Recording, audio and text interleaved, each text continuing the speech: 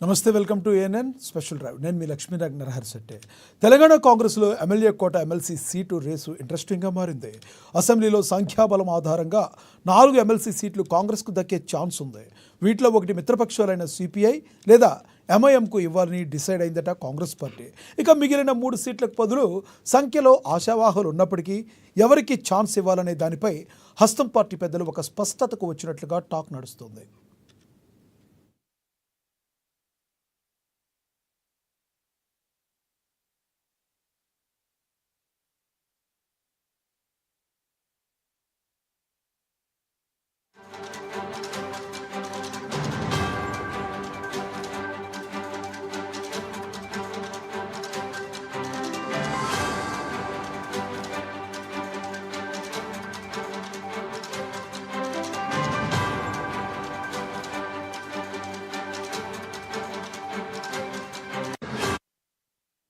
సామాజిక సమీకరణల ఆధారంగా 3 సీట్లను భర్తీ చేయబోతున్నారట. ఇందులో ఒకటి మాత్రం గన్ షాట్గా అద్దంకి దయాకర్కు దక్కనున్నట్లుగా పార్టీ వర్గాలు చెప్తున్నాయి. అద్దంకి దయాకర్కు ఇప్పటికే 2-3 సార్లు అవకాశాలు మిస్ కావడంతో ఈసారి ఆయనకు బెర్త్ పక్కా అనే చర్చ కాంగ్రెస్ పార్టీలో నడుస్తుంది.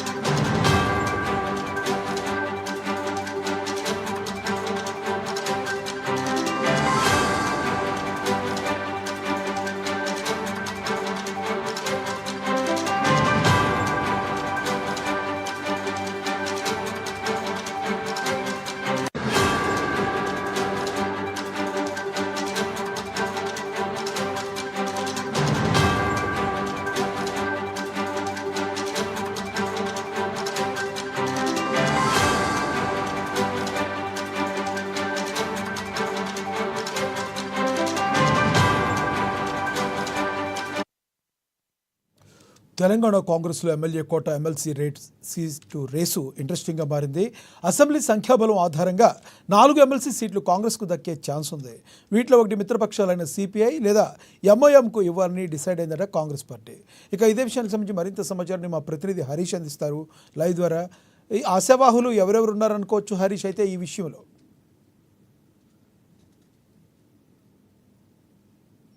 ఎమ్మెల్సీ ఇప్పుడు 5 స్థానాలకు సంబంధించి కూడా ఖాళీ అయింది. దానికి సంబంధించి కూడా నోటిఫికేషన్ కూడా ఇష్యూ అయిన నేపథ్యం అయితే కనిపిస్తా ఉంది. ఇక ప్రధానంగా ఈ 5 ఎమ్మెల్సీ స్థానాలకు సంబంధించి కూడా అసెంబ్లీ ఎమ్మెల్యేల సంఖ్యాబలంతో కాంగ్రెస్ పార్టీకి సంబంధించి కూడా 4 వచ్చే అవకాశాలు కనిపిస్తున్నాయి. ఒకటి బీఆర్ఎస్ కు వెళ్లే అవకాశం అయితే కనిపిస్తా ఉంది. ఇక మొత్తంగా ఈ 4 స్థానాలకు సంబంధించి కూడా పెద్ద ఎత్తున ఆశాబాహులు కనిపిస్తా ఉన్నారు. కాంగ్రెస్ పార్టీల సంబంధించి ఈ 4 స్థానాలకు సామాజిక వర్గాలకు సంబంధించి చూసుకుంటే ఒక్కొక్క సామాజిక వర్గానికి సంబంధించి కూడా 5గురేసి ఏదైతే దానికి సంబంధించి కూడా అభ్యర్థులు పోటీ పడుతున్న నేపథ్యం అయితే కనిపిస్తా ఉంది. ఇక మొత్తంగా ఈ 4 స్థానాలకు సంబంధించి కూడా మొన్న ఏదైతే ఎలక్షన్ ఏసీకి సంబంధించి కూడా నోటిఫికేషన్ ఇచ్చారు. మార్చి 3న సంబంధించి కూడా ఈ నోటిఫికేషన్ రానున్న నేపథ్యం అయితే కనిపిస్తోంది. ఇక నామినేషన్ కి సంబంధించి కూడా మార్చి 10వ తేదీకి సంబంధించి కూడా నామినేషన్ వేసేందుకు 10వ తేదీని ఈసీ సంబంధించి నోటిఫికేషన్ ఇష్యూ చేసింది. ఇక నామినేషన్ల స్క్రూటినీకి సంబంధించి కూడా 11వ తేదీ జరగబోతోంది. ఇక నామినేషన్ విత్డ్రా 13, మార్చి 20న పోలింగ్ జరగబోతోంది. మొత్తంగా ఈ 4 స్థానాలకు సంబంధించి కూడా పెద్ద ఎత్తున ఆశావాహులు ఉన్నారు. ఇప్పటికే సంబంధించి కూడా లాబింగ్ చేసుకుంటున్న నేపథ్యం అయితే కనిపిస్తుంది. ఇక ఈ ఒక్కొక్క సామాజిక వర్గానికి సంబంధించి కూడా అంటే గతంలో సంబంధించి కూడా ఎమ్మెల్యే సంబంధించిన టికెట్ల ఇష్యూ కావచ్చు, మిగతా సంబంధించిన అన్ని ఏదైతే పదవులకు సంబంధించి కూడా సామాజిక కోణంలో సంబంధించి ఆ వర్గాల వారీగా కూడా కాంగ్రెస్ ప్రభుత్వం గతంలో ప్రకటించిన నేపథ్యం అయితే ఉన్నది కాబట్టి ఇప్పుడు సంబంధించి కూడా ఇదే సామాజిక వర్గాల వారిగా కూడా ఎమ్మెల్సీ స్థానాలకు సంబంధించి కూడా కేటాయించేందుకు అవకాశాలు ఉంటాయని కూడా ఆయా సామాజిక వర్గానికి సంబంధించి కూడా నేతలు బలంగా ప్రయత్నాలు చేస్తున్నారు. ఒక్కొక్క సామాజిక వర్గానికి సంబంధించి ఇక ఓసీ సామాజిక వర్గానికి సంబంధించి కూడా ప్రధానమైన పోటీ నెలకొని ఉన్న నేపథ్యం అయితే కనిపిస్తుంది. ఆ సామాజిక వర్గానికి నుంచి కూడా దాదాపుగా 6 నుంచి 7 మంది అభ్యర్థులు ట్రై చేస్తా ఉన్నారు. ఈ ఎమ్మెల్సీ స్థానానికి సంబంధించి తమకు కేటాయించాలి ఆ ఎమ్మెల్సీ అని కూడా వాళ్ళను ఇప్పటికే పిసిసి చీఫ్ మహేష్ కుమార్ గౌడ్ కావచ్చు, అలాగే సీఎం రేవంత్ రెడ్డితో పాటుగా కాంగ్రెస్ పార్టీ ముఖ్య నేతలతో సంప్రదింపులు జరుపుతా ఉన్న నేపథ్యం అయితే కనిపిస్తా ఉంది. ఇక ఏఐసిసి సంబంధించి ఏదైతే ఓసీ సామాజిక వర్గానికి సంబంధించి పెద్ద ఎత్తున మాజీ ఎమ్మెల్సీ జీవన్ రెడ్డికి సంబంధించి కూడా ఆయన ఇప్పుడు ఆ టికెట్ ఎమ్మెల్సీ సీటును తనకు కావాలని కూడా పట్టుబడుతున్న నేపథ్యంలో గతంలో ఆయన గ్రాడ్యుయేట్ ఎమ్మెల్సీకి సంబంధించి కూడా మొన్న జరిగిన ఆదిలాబాద్ నిజామాబాద్ సంబంధించి ఆ గ్రాడ్యుయేట్ ఎమ్మెల్సీకి సంబంధించి కూడా గతంలో ఆయన ఎమ్మెల్సీగా కొనసాగారు. ఈసారికి సంబంధించి కూడా తనకు ఎమ్మెల్యే కోట ఎమ్మెల్సీ కావాలని కూడా ఆయన బలంగా ప్రయత్నాలు చేశారు. దాంట్లో భాగంగానే ఆ గ్రాడ్యుయేట్ ఎమ్మెల్సీ ఏదైతే పోటీకి కూడా దూరంగా ఉన్న నేపథ్యం అయితే కనిపిస్తుంది. ఇంకా దాంతో పాటుగా వర్కింగ్ ప్రెసిడెంట్ జగ్గారెడ్డికి సంబంధించి కూడా ఆయన ప్రయత్నం చేస్తున్నారు. మరోవైపు కుసుమ కుమార్ కి సంబంధించి ఆయన ఈ టికెట్ ఏదైతే ఓసీ కోటాలో కూడా టికెట్ అడుగుతున్న నేపథ్యం కనిపిస్తుంది. దాంతో పాటు మీడియా కమిటీ చైర్మన్ సామారామరావు రెడ్డితో పాటుగా ప్రభుత్వ సీఎం సలహాదారు వేం నరేందర్ రెడ్డికి సంబంధించి కూడా ఆయన టికెట్ ఆశిస్తున్న నేపథ్యం అయితే కనిపిస్తుంది. దాంతో పాటుగా ప్రభుత్వ సలహాదారుడు అక్కర వేణుగోపాల్ అంటే ఓసీ సామాజిక వర్గానికి సంబంధించి కూడా ప్రధానంగా పోటీ నెలకొన్న నేపథ్యం అయితే కనిపిస్తుంది. దాదాపుగా 8 మందికి సంబంధించి కూడా వాళ్ళు ఎమ్మెల్యే కోట ఎమ్మెల్సీ స్థానాన్ని అడుగుతా ఉన్నారు. ఇక ఎస్సీ సామాజిక వర్గానికి సంబంధించి కూడా AICC general secretary Sampath Kumar అలాగే అద్దంకి దయాకర్ సంబంధించి కూడా ఇద్దరి మధ్య తీవ్రమైన పోటీ నెలకొని ఉన్నది. గతంలో ఏఐసిసి సెక్రటరీ సంబంధించి కూడా సంపత్ కుమార్ ఆయన తనకు ఆ టికెట్ అవకాశం కల్పించాలి, టికెట్ ఇవ్వాలని అడుగుతా ఉన్న నేపథ్యం అయితే కనిపిస్తుంది. దాంతో పాటుగా అద్దంకి దయాకర్ కి సంబంధించి కూడా గతంలో ఆ టికెట్ ఆశించారు. ఎమ్మెల్యే ఎన్నికలకు సంబంధించి కూడా ఆయనకు హామీ ఇవ్వడం జరిగింది. ఇక ఇప్పుడు సంబంధించి కూడా అక్కడ భర్తీ చేస్తారా లేదంటే సంపత్ కుమార్ కి టికెట్ కేటాయిస్తారా, ఎందుకంటే ఆయన ఏఐసిసి జనరల్ సెక్రటరీగా కొనసాగుతున్న నేపథ్యం కావచ్చు. ఆ సామాజిక వర్గానికి సంబంధించి కూడా బలమైన నేత సంపత్ కుమార్ అని చెప్పాలి. ఇద్దరి మధ్యన ఎవరికి టికెట్ దక్కుతుంది, ఎవరికి ఆ స్థానానికి సంబంధించి కూడా ఎమ్మెల్సీ కేటాయిస్తారని పైన ఒక క్వశ్చన్ మార్క్ గా మిగిలింది. మరి దాంతో పాటుగా బీసీ సామాజిక వర్గానికి సంబంధించి కూడా ప్రచార కమిటీ చైర్మన్ మధుయాష్కి గౌడ్ అలాగే మహిళా కాంగ్రెస్ ప్రెసిడెంట్ సునీతా ముదిరాజ్ తో పాటుగా సరితా తిరుపతయ్య యాదవ్, చరణ్ కౌశిక్ యాదవ్, లింగం యాదవ్ అలాగే మాజీ ఎంపీ విఎస్ తో పాటుగా ఏదైతే కార్పొరేషన్ చైర్మన్ ఈరవాత్రి అనిల్ వీళ్ళ మధ్య కూడా ప్రధానంగా పోటీ నెలకొన్న నేపథ్యం అయితే కనిపిస్తుంది. ఇక ఆ బీసీ సామాజిక వర్గానికి సంబంధించి ఇప్పుడు యాదవ సామాజిక వర్గానికి సంబంధించి కూడా ఇప్పటి వరకు మంత్రిగా కేబినెట్ లో లేడు కాబట్టి ఇప్పుడు ఎమ్మెల్సీ స్థానానికి సంబంధించి కూడా ఏ సామాజిక బీసీలో ఒకవైపు మధుయాష్కి కూడా తీవ్రంగా ప్రయత్నం చేస్తా ఉన్నారు. తనకు కూడా ఏఐసిసితో ఆయన సన్నిహిత సంబంధాలు ఉన్నాయి. స్వయంగా రాహుల్ గాంధీతో ఉన్న భేటీ అయిన నేపథ్యం అయితే కనిపిస్తుంది కాబట్టి ఆ సామాజిక వర్గం నుంచి కూడా మధుయాష్ గౌడ్ కి ఎమ్మెల్సీ కల్పించి తర్వాత కేబినెట్ లోకి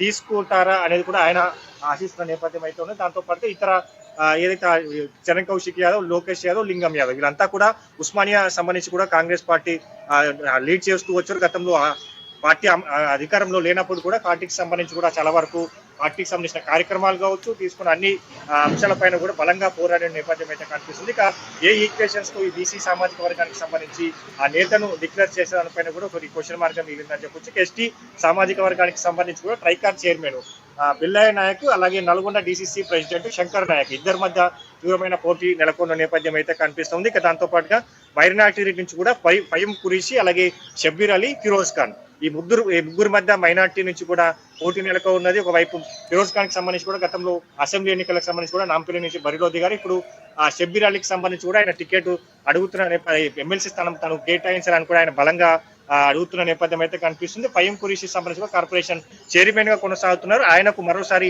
ఎమ్మెల్సీ స్థానాన్ని కూడా ఆశిస్తున్న నేపథ్యం అయితే కనిపిస్తుంది. అంటే ఒక్కొక్క సామాజిక వర్గం నుంచి కూడా 5-6 అంటే బలంగా ఈ ఎమ్మెల్సీ స్థానానికి సంబంధించి 4 స్థానాలు రాబోతున్నాయి. కాంగ్రెస్ పార్టీకి సంబంధించి ఈ ఒక్కొక్క సామాజిక వర్గం నుంచి తీవ్రమైన పోటీ నెలకొని ఉన్నది. ఇక ఎవరికి వారికి సంబంధించి కూడా సంప్రదింపులు జరుపుకుంటారు. ఒకవైపు మహేష్ గౌడ్ తో పాటుగా సీఎం రేవంత్ రెడ్డి అలాగే ఏఐసిసితో కూడా సంప్రదింపులు జరుపుతూ ఈ సామాజిక వర్గాల వారిగా అంటే కాంగ్రెస్ పార్టీ మొన్న ఏదైతే బీసీ కులగణన చేపట్టింది దాని తర్వాత 42% సంబంధించి కూడా రిజర్వేషన్లు తీసుకురాబోతున్నాం. నామినేషన్ రాజకీయ రిజర్వేషన్లతో పాటుగా పార్టీకి సంబంధించిన పదవులలో ఈ అంశాలను కూడా తీసుకోవాలని కూడా బలంగా ప్రయత్నం చేస్తారు. దాంతో భాగంగానే ఇప్పుడు ఏదైతే ఫిల్టరింగ్ జరుగుతా ఉన్నది, ఈ రోజు మీనాక్షి నటరాజన్ రాబోతా ఉన్నారు. ఒకవైపు గాంధీ భవన్ లో ఈ రోజు సమావేశం జరగబోతున్నది. ఈ నేపథ్యంలో ఆమె కూడా ఈ రోజు అన్ని అంశాలను కూడా అడిగి తెలుసుకుంటారు. ఒక్కొక్కడ అభ్యర్థికి సంబంధించి ఎమ్మెల్సీ స్థానాలకు సంబంధించి కూడా ఏ సామాజిక వర్గానికి సంబంధించిన ఎంతమంది అభ్యర్థులు ఉన్నారు పూర్తిగా వివరాలు తీసుకుంటారు. కాబట్టి ఎవరికి వాళ్ళు ప్రయత్నాలు చేస్తున్న నేపథ్యం అవుతుంది. మొత్తానికి 5 స్థానాల్లో కాంగ్రెస్ పార్టీకి 4 వచ్చే అవకాశం అయితే కనిపిస్తుంది. ఇక సామాజిక వర్గాల వారిగా ఖచ్చితంగా తమకు కేటాయించాలని కూడా బలంగా ఆ నేతలు కోరుతున్న నేపథ్యం అయితే ఉంది. లక్ష్మీనారాయణ. రైట్. అయితే హరీష్, ప్రధానంగా చూసుకుంటే ముఖ్యంగా ఈ అలకబోయినోళ్ళు ఎవరన్నా ఉంటే, వాళ్ళు అలకబోయినోళ్ళు ఎవరన్నా ఉన్నారనుకో, వాళ్ళు ఏ రకంగా కోఆపరేట్ చేసే అవకాశం ఉందంటారు? రైట్. ఎందుకంటే జూమ్ సమావేశాలు జరుగుతా ఉన్న వైపు ఏసీసీ ఇన్ఛార్జ్ గా మీనాక్షి నటరాజన్ ఈ రోజు తెలంగాణకు వచ్చారు. ఇదే అంశాలపైన కూడా ఆయన జూమ్ సమావేశంలో ఆమె చర్చించడం జరిగింది. పార్టీకి సంబంధించి కూడా విభేదాలు ఉండొద్దు, పార్టీ నేతల మధ్య విభేదాలు ఉందో ఇప్పటి నుంచి సంబంధించి కూడా పార్టీని పటిష్టంగా నడిపేందుకు అందరూ కృషి చేయాలి. ఇట్లాంటి విభేదాలు ఏమైనా ఉంటే తమ దృష్టికి తీసుకురావాలి, వాళ్ళను కోఆర్డినేషన్ చేసుకోవాలని కూడా ఆమె స్వయంగా చెప్పిన నేపథ్యం అయితే కనిపిస్తుంది. కాబట్టి ఈ అంశాలన్నిటికి సంబంధించి కూడా టేకప్ చేసే అవకాశం అయితే కనిపిస్తుంది. బలంగా జీవన్ రెడ్డికి సంబంధించి కూడా ఆయన ఈ అంశానికి సంబంధించి కూడా ఆయన బలంగా కోరుతున్న నేపథ్యంలో టికెట్ కూడా గ్రాడ్యుయేట్ ఎమ్మెల్సీ టికెట్ కి సంబంధించి కూడా పార్టీ ఇస్తానని కూడా తను వదులుకోవడం జరిగింది. అంటే ఇట్లాంటి ఒక్కొక్క చోటులో ఇట్లాంటి ఏదైతే విభేదాలు ఉన్న నేపథ్యం కావచ్చు, అలకబూడిన నేపథ్యం కావచ్చు, వీటన్నిటికి సంబంధించి కూడా పిసిసి చీఫ్ మహేష్ కుమార్ కూడా ఎప్పటికప్పుడు కోఆర్డినేషన్ చేసుకుంటారు, వాళ్ళతో మాట్లాడే ప్రయత్నం చేస్తున్నారు, ఒప్పించే ప్రయత్నం చేస్తున్నారు. ఇప్పుడు మీనాక్షి నటరాజన్ కూడా రాబోతున్నారు. ఈ అంశాలపైన జూమ్ సమావేశాల్లో కూడా మొన్న ఆమె కీలకంగా ఇట్లాంటి అంశాలపైన చర్చ జరిగింది. కాబట్టి ఇక మరోసారి ఇట్లాంటి అలకబూడిన నేతలు ఎవరైతే ఉంటారో టికెట్ దక్కకుంటే మిగతా సంబంధించి కూడా ఎవరికి అసంతృప్తితో ఉండకుండా వాళ్ళకి సంబంధించి కూడా ఇతర పదవుల్లో కోఆర్డినేషన్ చేసే విధంగా కూడా ఇప్పుడు ఈ ఫిల్టరింగ్ జరగబోతున్నది. ఒకవైపు నామినేటెడ్ పదవులు ఉన్నాయి కాబట్టి ఇప్పుడు ఎమ్మెల్సీ స్థానానికి సంబంధించి కూడా కేటాయించకపోతే వాళ్ళకి సంబంధించి కూడా మిగతా నామినేటెడ్ పోస్టులు ఎక్కడ ఉంటే అక్కడ అకామిడేషన్ చేసేందుకు సిద్ధమవుతున్న నేపథ్యం అయితే ఉంది. ఇక ఈ మీనాక్షి నటరాజన్ వచ్చిన తర్వాత కూడా విభేదాలు ఇట్లాంటి అంశాలు ఉన్న ఆ నేతలతో కూడా స్వయంగా మాట్లాడించేందుకు వాళ్ళని పిలిచి వాళ్ళకి సంబంధించి కూడా మాట్లాడే ప్రయత్నం చేసేందుకు కూడా ఇప్పటికే సన్నిద్ధం అవుతుందని చెప్పొచ్చు. అయితే హరీష్, ప్రాథమికంగా సీట్ రావాలంటే దేన్ని పరిగణలోకి తీసుకుంటారు? అంటే బీసీ ఒకటే కాకుండా వ్యక్తిగతంగా క్యారెక్టర్ను కూడా పరిగణలోకి తీసుకునే అవకాశం ఉందా? గతంలో అతను ఎలాంటి కేసుల్లో ఉండకపోవడం కానీ ఇలాంటివి ఏమైనా పరిగణలోకి తీసుకునే అవకాశం ఉందంటారా? చాలా వరకు అన్ని ఈక్వేషన్స్ సంబంధించుకోవచ్చు. ఎందుకంటే ఇప్పుడు పోటీ ప్రధానంగా ఎవరైతే టికెట్ ఆశిస్తున్నారో ఆ స్థానానికి ఎమ్మెల్సీ కేటాయించాలని అడుగుతున్నారో వాళ్ళకి సంబంధించి కూడా గతంలో ఎమ్మెల్యేగా టికెట్ అంటే పోటీ చేసిన అభ్యర్థులు కావచ్చు, మిగతా సంబంధించి కూడా ఇప్పుడు కార్పొరేషన్ చైర్మన్లుగా కొనసాగుతున్న నేపథ్యం ఉంది, ఎంపీగా పోటీ చేసిన అభ్యర్థులు ఉన్న నేపథ్యం ఉంది. ఇక మరోవైపు ప్రభుత్వ సలహాదారుడితో పాటుగా సీఎం సలహాదారు, అంటే ఇట్లాంటి అందరూ కూడా బలంగా అడుగుతా ఉన్నారు. ఎమ్మెల్సీ ఆ స్థానానికి సంబంధించి ఎమ్మెల్సీ కేటాయించాలి, ఎమ్మెల్యే కోట నుంచి తమను ఎమ్మెల్సీగా చేయాలని కూడా బలంగా కోరుతున్న నేపథ్యంలో ఇక ఈక్వేషన్ సంబంధించి అన్ని సామాజిక వర్గాలను వారిగా కూడా ఇచ్చేందుకు సిద్ధమవుతున్నారు. కాబట్టి ఇక మరోవైపు వాళ్ళకి సంబంధించి కావచ్చు, అంటే అభ్యర్థికి సంబంధించి కూడా గతంలో ఎమ్మెల్యే టికెట్ ఆశించిందా లేదంటే ఎంపీ టికెట్ ఆశించిందా ఇప్పటి వరకు సంబంధించి కూడా ఆ కాంగ్రెస్ పార్టీ నుంచి ఎన్ని ఏళ్ల నుంచి కొనసాగుతూ వస్తున్నాడు, పార్టీకి తను చేసిన సేవలు ఏంటి అనేది కూడా పూర్తి స్థాయిలో ఈ అంశాలన్నిటిని కూడా తీసుకున్న తర్వాతనే ఈ ఎమ్మెల్సీ స్థానానికి సంబంధించి అయితే ఆ టికెట్ ని ఇచ్చేందుకు కేటాయించేందుకు ఆ స్థానానికి సంబంధించి ఎమ్మెల్సీగా చేసేందుకు కాంగ్రెస్ పార్టీ పిసిసి సన్నిద్ధం అవుతున్న నేపథ్యం అవుతుంది. అన్ని సామాజిక వర్గాలతో పాటుగా అక్కడ అయితే ఆ నేతకి సంబంధించి కూడా పార్టీకి చేసిన సేవలతో పాటుగా గతంలో ఎట్లాంటి పదవులు ఉన్నారు, ఇప్పుడు ఏ పదవుల్లో కొనసాగుతున్నారు, ఇంకా మిగతా సంబంధించి కూడా టికెట్ దక్కని వారికి సంబంధించి ఎక్కడ కోఆర్డినేషన్ చేయాలి, ఎక్కడ అకామిడేషన్ చేయాలి, పూర్తి స్థాయిలో అన్ని సామాజిక కోణాల్లో కూడా ఫిల్టరింగ్ చేసిన తర్వాతనే అన్ని అంశాలను తీసుకున్న తర్వాతనే 4 స్థానాలకు సంబంధించి కూడా ఇప్పుడు కాంగ్రెస్ పార్టీ 4 ఎమ్మెల్సీ స్థానాలకు సంబంధించి కూడా ఇచ్చేందుకు సిద్ధమవుతున్న నేపథ్యం అయితే ఉంది. ఇక గతంలో ఇప్పుడు అన్ని సామాజిక ఎస్టీ సామాజిక వర్గం కావచ్చు, ఎస్సీ సామాజిక వర్గం కావచ్చు, ఓసీ సామాజిక వర్గం, బీసీ సామాజిక వర్గంలో ఆ నేతలకు సంబంధించి కూడా ఇంతవరకు పార్టీని కొనసాగుతూ వస్తున్నారు. పార్టీకి సంబంధించి కూడా గతంలో ఎమ్మెల్యే టికెట్ ఆశించిన, ఎంపీ టికెట్ ఆశించిన దానిపైన కూడా పూర్తిగా అన్ని అంశాలు తీసుకున్న తర్వాతనే ఈ 4 స్థానాలకు సంబంధించి అభ్యర్థులను ప్రకటించేందుకు పిసిసి సిద్ధమవుతుంది. ఎందుకంటే మరోవైపు చాలా అంటే మార్చి 10వ తేదీ నుంచి కూడా నోటిఫికేషన్ ఇష్యూ అవుతుంది కాబట్టి ఈ లోపు కూడా పూర్తి స్థాయిలో ఎమ్మెల్సీ స్థానానికి సంబంధించి ఎవరికి కేటాయించాలి, మిగతా ఈక్వేషన్స్ సంబంధించి అంటే ఇతర పార్టీ టీజేఎస్ కావచ్చు, ఒకవైపు సిపిఐ ఉన్నది, అంశాలకు సంబంధించి కూడా టేకప్ చేసే అవకాశాలు అయితే కనిపిస్తున్నాయి. ఇక టీజేఎస్ నుంచి ప్రొఫెసర్ కోదండరానికి సంబంధించి కూడా ఆయన ఎమ్మెల్సీగా కొనసాగుతున్న నేపథ్యం మరొకరికి అవకాశం కల్పిస్తారా, లేదంటే 4 స్థానాలకు సంబంధించి కూడా కాంగ్రెస్ పార్టీ ఆ సామాజిక వర్గాల నుంచి కూడా తీసుకుంటారా అనేది కూడా ఇప్పుడు ఈ పిసిసిలో చర్చ జరుగుతూ ఉంటది. ఇక మొత్తంగా మార్చి 10వ తేదీ వరకు కూడా 4 అభ్యర్థులను ప్రకటించాలి. పిసిసి 4 స్థానాలకు సంబంధించి 4 ఎమ్మెల్సీలకు సంబంధించి కూడా బలమైన నేతను తీసుకోవాలి. ఎందుకంటే పెద్దల సభ, శాసన మండలి దాంట్లో ప్రధానంగా కాంగ్రెస్ పార్టీ, కాంగ్రెస్ ప్రభుత్వం తీసుకొచ్చిన అంశాలపైన కూడా చర్చ జరుగుతుంది. దానిపైన కూడా బలంగా వివరించేందుకు అట్లాంటి నేతను కూడా డిక్లేర్ చేసేందుకు పిసిసి ఫిల్టరింగ్ జరుగుతూ ఉన్న నేపథ్యం ఉంది. దాంతో ఎవరైతే ఎమ్మెల్సీ కేటాయితే తర్వాత క్యాబినెట్ ఒకవైపు విస్తరణ జరిగేది ఉన్నది కాబట్టి దానికి సంబంధించి కూడా ఇప్పుడు ఎమ్మెల్సీ అవకాశం కల్పిస్తే క్యాబినెట్ లోకి తీసుకోవడానికి ఏ వ్యక్తి అయితే దానికి సంబంధించి కూడా అర్హుడో అట్లాంటి వాళ్ళకి సంబంధించి కూడా అన్ని అంశాలు అంటే ఒకవైపు క్యాబినెట్ లోకి తీసుకుంటే ఫస్ట్ ఎమ్మెల్సీగా ఆ నేతను ప్రకటించాలి, తర్వాత క్యాబినెట్ లోకి తీసుకోవాలి కాబట్టి అట్లాంటి అంశాలన్నిటిని కూడా పరిగణలోకి తీసుకొని పూర్తి స్థాయిలో 4 స్థానాలకు ఇప్పుడు ఈ 4 ఖాళీలు ఉన్నాయి. 4 ఖాళీలకు సంబంధించి కూడా అయితే హరీష్ సిద్ధమైంది. లక్ష్మణ్ రైట్. అయితే హరీష్ సంఖ్యాబలంగా చూసుకుంటే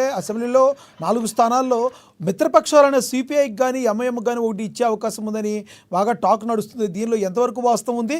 ఉంటే సిపిఐకి మెజారిటీ అవకాశం ఉందా, ఎంఐఎంకి అవకాశం ఉందా?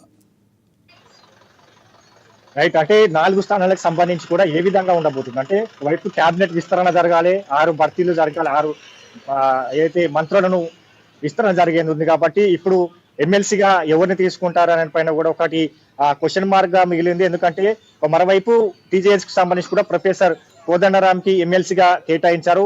వాళ్ళ పార్టీకి సంబంధించి కూడా గతంలో నామినేటెడ్ పదవులకు సంబంధించి కూడా వాళ్ళు అడగడం జరిగింది, పార్టీ కూడా హామీ ఇవ్వడం జరిగింది. ఇప్పుడు ఎమ్మెల్సీ ఇస్తారా, ఇతర నామినేటెడ్ కి సంబంధించిన పోస్టులు ఉన్నాయో దాంట్లో టీజేఎస్ కి సంబంధించి కూడా కేటాయిస్తారా అనే పైన కూడా చర్చ జరగాలి. దాంతో పాటుగా సిపిఐకి సంబంధించి కూడా ఇతర సంబంధించిన పదవులలో వాళ్ళకు ఇస్తామని కూడా గతంలో చెప్పారు. అంటే దానిపైన కూడా చర్చ జరగాలి. అంటే ఒకవైపు 4 స్థానాలకు సంబంధించి 4 ఖాళీలు ఉన్నాయి, 4 ఒకరు క్యాబినెట్ హోదాలోకి వెళ్ళాలి, క్యాబినెట్ ర్యాంక్ లోకి వెళ్ళాలి. దానికి సంబంధించి ఇప్పుడు ఆ వ్యక్తి సంబంధించి ఎవరు కాబోతున్నారు, ఒకవైపు చాలా వరకు నేతలు ఆశావాహులు తమ పేర్లు ఇప్పటికే అది ఏదైతే అధిష్టానం కావచ్చు ఇక్కడ పిసిసి సంబంధించి కూడా చెప్తున్న నేపథ్యం అయితే కనిపిస్తుంది. జగ్గారెడ్డి లాంటి వరకు తనకు ఎమ్మెల్సీ ఇచ్చి తర్వాత క్యాబినెట్ లోకి తీసుకోవాలి, మంత్రిగా చేరడానికి కూడా ఆయన బలంగా కోరుతున్నారు. మరోవైపు మదియాజ్కి గౌడ్కి సంబంధించి కూడా తాను గతంలో ఎంపీగా పనిచేసిన నేపథ్యం కావచ్చు, ప్రచార కమిటీ చైర్మన్ గా కొనసాగుతున్నారు. తనను కూడా క్యాబినెట్ లోకి తీసుకోవాలి, ఎమ్మెల్సీగా తనకు అవకాశం ఇవ్వాలని కూడా ఆయన అధిష్టానంతో పాటుగా పిసిసిని బలంగా కోరుతున్న నేపథ్యం అయితే కనిపిస్తా ఉన్నారు. కాబట్టి ఈ అంశాలన్నింటినీ పరిగణలోకి తీసుకోవాలి. క్యాబినెట్ ర్యాంక్ కి సంబంధించి కూడా ఆ వ్యక్తిని ఫస్ట్ డిసైడ్ చేయాలి. ఆ క్యాబినెట్ లోకి తీసుకునే వ్యక్తికి సంబంధించి ఎవరు ఏ సామాజిక వర్గం నుంచి తీసుకోవాలి అనే పైన కూడా పూర్తి స్థాయిలో పిసిసి నిర్ణయం తీసుకుంటుంది. దాంట్లో ఇప్పుడు మీనాక్షి నటరాజన్ రాబోతున్నారు కాబట్టి ఆమెకు సంబంధించి ఎట్లాంటి నిర్ణయం తీసుకోబోతుంది, 4 ఎవరిని క్యాబినెట్ తీసుకునే వ్యక్తిని ఆమె సంబంధించి కూడా ఎంపిక చేస్తుంది. అయితే హరీష్ ప్రధానంగా చూసుకుంటే అద్దంకి దయాకర్కి గతంలో కూడా 2-3 సార్లు ఛాన్స్ మిస్ అయినట్టుగా కూడా మనకి తెలుస్తుంది. ఆయన బెర్త్ ఈసారి పక్కాగా ఉంటుందని చెప్పి గుసగుసలు వినబడుతున్నాయి. దీనిలో వాస్తవం ఉందంటారా? వైపు సంపత్ కుమార్ కి సంబంధించి ఏఐసిసి జనరల్ సెక్రటరీగా కొనసాగుతున్నారు. ఆయనకు సంబంధించి కూడా బలంగా కోరుతున్న నేపథ్యం ఉంది. గతంలో ఆలంపూర్ ఎమ్మెల్యేగా పోటీ చేసిన నేపథ్యం కావచ్చు, ఏఐసిసి సెక్రటరీతో పాటుగా ఇతర రాష్ట్రానికి ఇన్ఛార్జ్ గా వ్యవహరిస్తున్నారు. అంటే అత్యంత సన్నిహిత సంబంధాలు ఏఐసిసితో ఉన్నాయి. ప్రత్యేకంగా బలమైన నాయకుడు, ఆ సామాజిక వర్గానికి సంబంధించి కూడా అనేక అంశాలపైన కూడా ఆయన వివరించడం జరిగింది. మొన్న ఎస్సీ వర్గీకరణ సంబంధించి కావచ్చు, పవర్ పాయింట్ ప్రజెంటేషన్ ఇవ్వడం జరిగింది. ఆ సామాజిక వర్గాలతో ఎట్లాంటి మేలు జరగబోతున్నది ఎస్సీ వర్గీకరణ అనే పైన పలు అంశాలపైన కూడా ఆయన అంటే పార్టీ అధికారం లేనప్పుడు కూడా ఆ సామాజిక వర్గానికి సంబంధించి కూడా ఆయన సంబంధించి కూడా బలంగా నిలిచారు. వైపు అద్దంకి దయాకర్ కి సంబంధించి కూడా ఆయన గతంలో అయితే టికెట్ అడిగిన నేపథ్యం కావచ్చు, గతంలో టికెట్ ఇవ్వలేదు. తర్వాత ఎమ్మెల్సీ స్థానానికి సంబంధించి కూడా అడిగారు. దాని తర్వాత ఇతర పదవులు కూడా అడిగిన నేపథ్యం కావచ్చు. వీటన్నిటికి సంబంధించి కూడా తమ దృష్టిలో ఉన్నది అద్దంకి దయాకర్ కి సంబంధించి కూడా అయితే మంచి హోదాలో నిలబెడతామని కూడా స్వయంగా సీఎం రేవంత్ రెడ్డి చెప్పిన నేపథ్యం కావచ్చు. అంటే ఆ ఇద్దరి మధ్య పోటీ నెలకొన్న నేపథ్యం ఉన్నది. ఆ సామాజిక వర్గం నుంచి కూడా ఎవరిని ఎంపిక చేస్తారో, ఒకవైపు అద్దంకి దయాకర్ కి ఇచ్చిన హామీని నెరవేర్చబోతారా, లేదంటే సంపత్ కుమార్ కి సంబంధించి కూడా ఆ బలమైన నేతను తీసుకుంటారా అనే దానిపైన క్వశ్చన్ మార్క్ గా మిగిలింది. అంటే ఆ వైపు అద్దంకి దయాకర్ ని వైపు ఏదైతే ఎమ్మెల్సీ స్థానం కల్పిస్తే, ఇక మిగతా సంపత్ కుమార్ కి సంబంధించి కూడా ఎట్లాంటి ఆ పదవుల్లో ఆయనను ఉంచబోతా ఉన్న దానిపైన కూడా క్వశ్చన్ మార్క్ గా మిగిలిన నేపథ్యం అయితే కనిపిస్తా ఉన్నది. కాబట్టి ఇక ఈ అంశాలన్నిటి గతంలో ఇచ్చిన హామీ ప్రకారం ఒకవైపు ఇస్తే నిలబెట్టుకుంటే ఖచ్చితంగా అద్దంకి దయాకర్ కి సంబంధించి కూడా ఆ సీటు వచ్చే అవకాశం ఉంది. Thank you Harish.